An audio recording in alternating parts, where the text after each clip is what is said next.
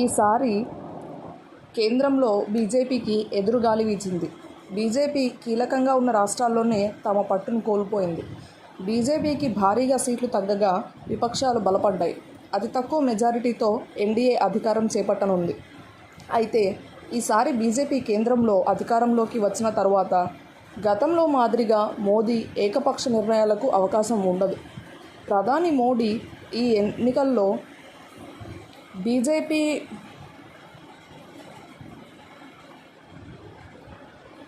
ఒంటరిగానే ప్రభుత్వం ఏర్పాటు చేసి మ్యాజిక్ ఫిగర్ని సాధిస్తుందని, మొత్తంగా దేశవ్యాప్తంగా 400 సీట్లు సాధిస్తామని ధీమా వ్యక్తం చేశారు. అయితే ఆయన అంచనాలు భారీగా తప్పాయి. అనూహ్యంగా మంగళవారం వెలువడిన ఫలితాల్లో 240 స్థానాలకే బీజేపీ పరిమితమైంది.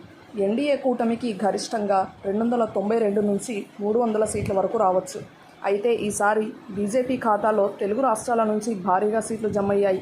ప్రభుత్వ స్థాపనకు అవసరమైన మ్యాజిక్ ఫిగర్ 272 లోపే ఆగిపోయింది.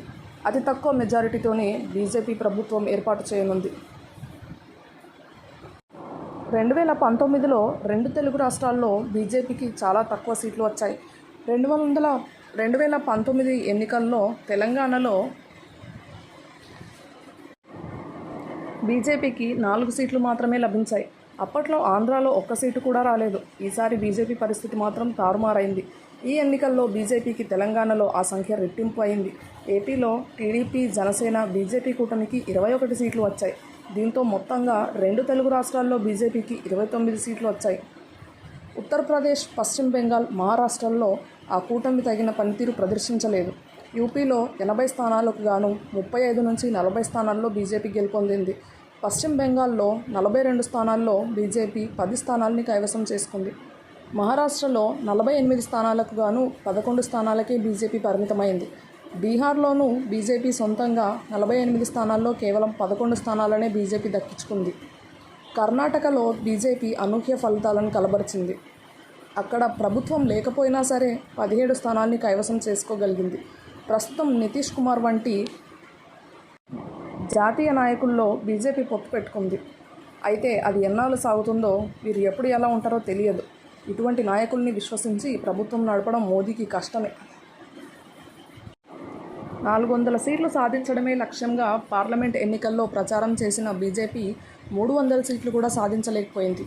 370 నుంచి 400కు పైగా సీట్లు వస్తాయని చెప్పిన బీజేపీ కనీసం గత ఎన్నికల్లో వచ్చిన 303 మార్కును కూడా క్రాస్ చేయలేకపోయింది. దాంతో బీజేపీకి సీట్లు ఎందుకు తగ్గాయనే అంశంపై జోరుగా చర్చలు సాగుతున్నాయి.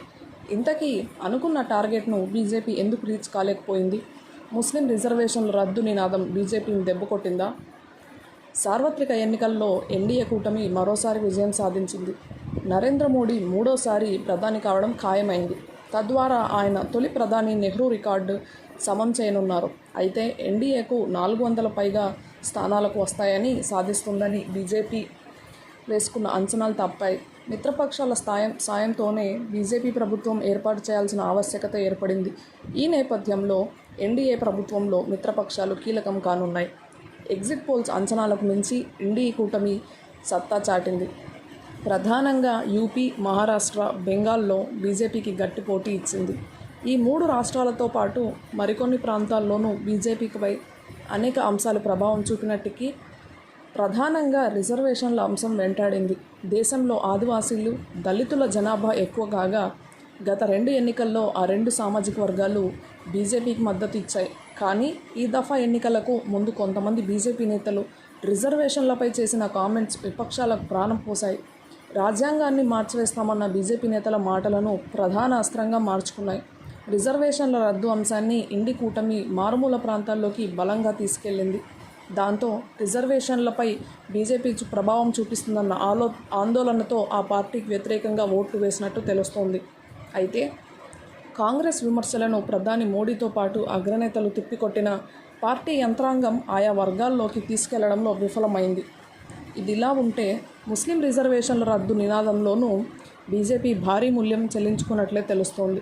పార్లమెంట్ ఎన్నికల సందర్భంగా ప్రధాని మోడీ, అమిత్ షా సహా పలువురు బీజేపీ అగ్రనేతలంతా తాము మళ్ళీ అధికారంలోకి వచ్చాక ముస్లిం రిజర్వేషన్లు రద్దు చేస్తామంటూ పెద్ద ఎత్తున ప్రచారం చేశారు.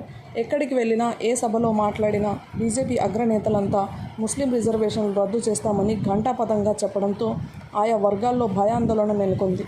దాంతో ముస్లిం వర్గాలన్నీ బీజేపీకి వ్యతిరేకంగా ఓటింగ్ చేసినట్లు సర్వేలు స్పష్టం చేస్తున్నాయి. దానికి యూపీ, మహారాష్ట్ర, బెంగాల్లో సీట్లు తగ్గడమే నిదర్శనమని అంచనా వేస్తున్నారు రాజకీయ విశ్లేషకులు. ముస్లిం రిజర్వేషన్ల రద్దు నినాదంలో బీజేపీకి మేల్కుంటే కీడే ఎక్కువ జరిగింది అని చెప్పుకొస్తున్నారు. రిజర్వేషన్లకు ఎక్కడ నష్టం వాటిల్తుందోనని భావించిన ఆయా వర్గాలు బీజేపీకి వ్యతిరేకంగా ఓట్లు వేయడం కాంగ్రెస్కు ప్లస్ పాయింట్గా మారింది. ఇంకా చెప్పాలంటే యూపీలో కాస్త ముస్లిం ఓటర్లు ఎక్కువ. గత ఎన్నికల్లో యూపీలోని మెజారిటీ ముస్లింలు బీజేపీని ఆదరించారు. గంపగుత్తుగా కమలం పార్టీ ఖాతాలో ఓట్లు వేశారు ముస్లింలు. కానీ ఈ ఎన్నికల్లో ఎప్పుడైతే ముస్లిం రిజర్వేషన్ల రద్దు నినాదాన్ని బీజేపీ భుజానకెత్తుకుందో అప్పటి నుండి ఆయా వర్గాల్లో తీవ్ర వ్యతిరేకత వచ్చింది. ఈ క్రమంలో గతంలో బీజేపీకి ఓటు వేసిన ముస్లిం వర్గాలు ఈసారి కాంగ్రెస్ ఆధ్వర్యంలోని ఇండీ కూటమి వైపున మళ్లారు. దాంతో టార్గెట్ 400 సీట్లను ప్రచారం చేసిన బీజేపీ కనీసం 300 మార్కును కూడా దాటలేకపోయిందని చెప్పొచ్చు. యూపీ, బెంగాల్, మహారాష్ట్రలో ముస్లిం ఓటర్లు ఎక్కువగా ఉండగా ఆయా రాష్ట్రాల్లో బీజేపీ అనుకున్న రేంజ్లో సీట్లు సాధించలేకపోయింది. మొత్తంగా బీజేపీ నేతల రిజర్వేషన్ల రద్దు కామెంట్స్ ఓవైపు ఓబీసీ, దళిత ఓటర్లను ఎన్డీఏకి దూరం చేయగా, మరోవైపు ముస్లిం రిజర్వేషన్ల రద్దు నినాదము ఆ సామాజిక వర్గం ఓటర్లకు షాక్లు ఇచ్చేలా చేసింది.